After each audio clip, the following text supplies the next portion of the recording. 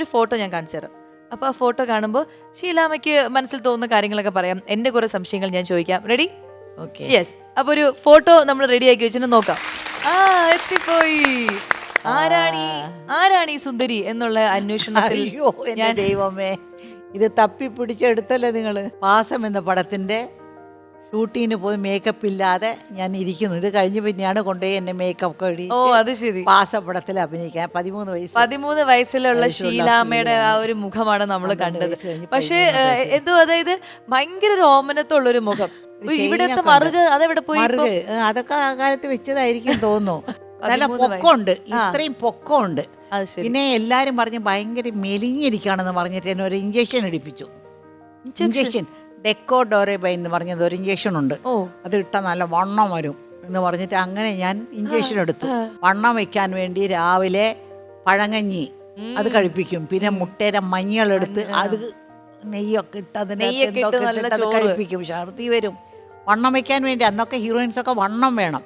ഇന്നല്ലേ എല്ലും വണ്ണം കുറയ്ക്കാനായിട്ട് അന്ന് വണ്ണം വെക്കണം. അപ്പൊ ഇത് ചെയ്യുമ്പോ വളരെ ക്ഷീണിച്ചാണ് ഇരുന്നത് ഈ ഒരു പ്രായത്തിൽ. അത് കഴിഞ്ഞ പിന്നെ കുട്ടിക്കുപ്പായപ്പോ വെളുക്കുമ്പോൾ കുളിക്കുവാൻ ഒരു പാട്ടുണ്ട്, അതിലൊക്കെ തടി വെച്ചു ഞാൻ. ശരി. അപ്പൊ എന്തായാലും നല്ലൊരു ഫോട്ടോ, എനിക്ക് തോന്നുന്നു അധികം പ്രേക്ഷകരൊന്നും ഈ ഫോട്ടോ കണ്ടിട്ടുണ്ടാവില്ല. ആരും കണ്ടിട്ടില്ല. നമ്മുടെ അമൃത TV വഴി എനിക്ക് ആദ്യം അത് കാണാൻ ഭാഗ്യം കിട്ടി. പിന്നെ ഞാൻ എന്റെ പ്രേക്ഷകർക്ക് അത് കാണിച്ചു കൊടുത്തു. സൂപ്പർ. അപ്പൊ നമുക്ക് പെട്ടെന്ന് ഞാൻ ഷീലാമ്മയ്ക്ക് വേണ്ടി കുറച്ച് ക്വസ്റ്റ്യൻസ് ഇങ്ങനെ റെഡി ആക്കി വെച്ചിട്ടുണ്ട്. അതായത് ജനറൽ നോളജ് ഒന്നുമല്ല, ഷീലാമ്മയുടെ ചില ഇഷ്ടങ്ങൾ, റാപ്പിഡ് ഫയർ. അപ്പൊ വേഗം ഇഷ്ടങ്ങൾ ഏതാന്ന് പറയണം. ഇഷ്ടപ്പെട്ട പഴയകാല നടൻ, പുതിയ കാല നടൻ? ദേവാനന്ദ്. പുതിയ കാലഘട്ടത്തിൽ അങ്ങനെ ഒരു ഇഷ്ട നടനുണ്ടോ? സൂര്യ. ആ ഓക്കെ. ഇനി ഇഷ്ടപ്പെട്ട പഴയകാല ഒരു നടി, പുതിയ കാല നടി? പഴയകാല നടി സാവിത്രി. ആ പുതിയ കാലത്തില് നയൻതാര. ഓക്കെ. ഇനി മത്സര ബുദ്ധി തോന്നിയ ഒരു കോ ആർട്ടിസ്റ്റ് ഉണ്ടോ? സത്യൻ സാറിന്റെ കൂടെ. സത്യൻ മാഷിന്റെ അങ്ങനെ ഒരു പോസിറ്റീവ് കോമ്പറ്റീഷൻ. ഇനി ആദ്യത്തെ ശമ്പളം എത്ര രൂപയായിരുന്നു? ആദ്യത്തെ ശമ്പളം നിങ്ങൾ പറഞ്ഞ വിശ്വസിക്കില്ല. കാരണം ഞാൻ ഒരു ഡ്രാമ അഭിനയിച്ചിട്ടുണ്ട് ഞാൻ, SS രാജേന്ദ്രൻ. അവരുടെ എഗ്രിമെന്റിലായിരുന്നു ഞാൻ. ഓക്കെ. എന്ത് കിട്ടിയാലും അവർക്ക് പകുതി കൊടുക്കണം ഞാൻ.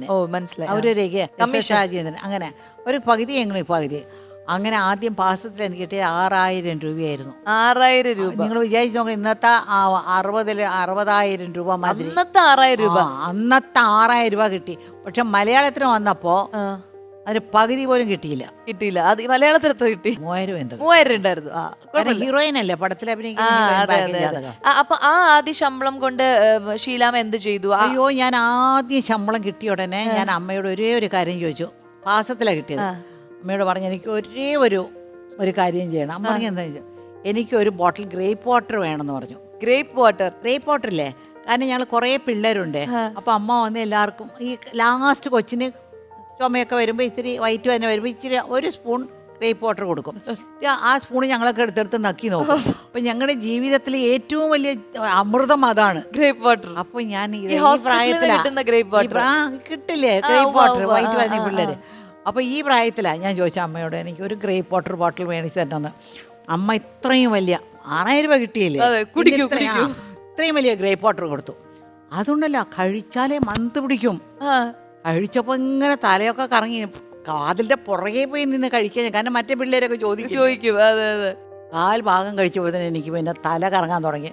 ഉടനെ ബാക്കിയുള്ളവർ. അതാണ് ആദ്യത്തെ ഗ്രേപ്പ് ജ്യൂസ് അല്ല, ഗ്രേപ്പ് വാട്ടർ വാങ്ങിച്ചു. അടിപൊളി. ഒരു ദിവസം ആരാധകരുടെ എത്ര കത്തുകൾ വരുമായിരുന്നു അന്ന്? അതിലെത്ര വിവാഹ അഭ്യർത്ഥന ഉണ്ടായിരുന്നു? ഒരു ദിവസം ഒരു 100-200 കത്തുകളൊക്കെ വന്നിട്ടുണ്ട്. അതില് പകുതിയും കല്യാണം കഴിക്കാൻ, ഇതാണ് ഇഷ്ടമാണ്, നീ എന്തിനാ നസീറിനെ അത്രയും കെട്ടിപ്പിടിച്ച് അഭിനയിക്കുന്നത്, എനിക്കത് ഇഷ്ടപ്പെടുന്നില്ല കേട്ടോ, സത്യന്റെ മാറിൽ നീ എന്തിനാ ചാഞ്ഞത്, അയ്യോ അതൊരു കൈ പുറകെ പിടിച്ചാ പോരെ, നെഞ്ചത്ത് പോയി നീ എന്താ കിടന്നത്, അങ്ങനെയൊക്കെ വഴക്ക് പറഞ്ഞ് കുറേ കത്തുകൾ വരും. അത് ശരി. അവർക്കൊക്കെ ഭയങ്കര പൊസസീവാ. ഇനി അഭിനയിച്ച സിനിമയിലെ ഒരു ഡയലോഗ് പറയാൻ പറ്റുമോ? ഇപ്പൊ ഓർമ്മയുണ്ടോ ഏതെങ്കിലും ഒരു സിനിമയിലെ ഒരു ഡയലോഗ്? ഞാൻ ആദ്യമായിട്ട് ഒരു പടം, അതായത് ഈ പാസം ഈ സമയത്ത് ഫോട്ടോ കണ്ടില്ലേ, അപ്പൊ അവർ ആദ്യത്തെ ദിവസം തന്നെ ഒരു ഡയലോഗ് നമുക്ക് എഴുതി കൊടുത്ത്, ഇത് പഠിക്കണം, കറക്റ്റായി തമിഴ് പഠിക്കാൻ. തമിഴ് അത്രയും വരില്ലല്ലോ, മലയാളമല്ലേ, അപ്പൊ അത് പഠിക്കണം പറഞ്ഞു. ആ ഡയലോഗ് ഇന്ന് എനിക്ക് ഓർമ്മയുണ്ട്. പറയട്ടെ? കേട്ടേനേ പലമുறை கேடயமும் ஈட்டியும் தாங்கி போர்முனை செல்லும் பட்டாளத்து வீரனடி நான் என்று கூறிய போலி பேச்சை கேட்டேனே பலமுறை. அப்போதெல்லாம் தெரியாதே எனக்கு அந்தஸ்து பேதத்தின் அளவு. தெரிந்திருந்தால் ஆகாயத்து சூரியனுக்காக இந்த தடாகத்து தாமரை மலர்ந்திருக்காதே. விரைக்கொடி காக்கும் கோமானின் பிள்ளையே, டெல்லி ஆதிபத்தியத்தின் எதிர்கால காவலரே, என்ன விழிக்கிறீர்? എന്റെ അമ്മോ അടിപൊളി.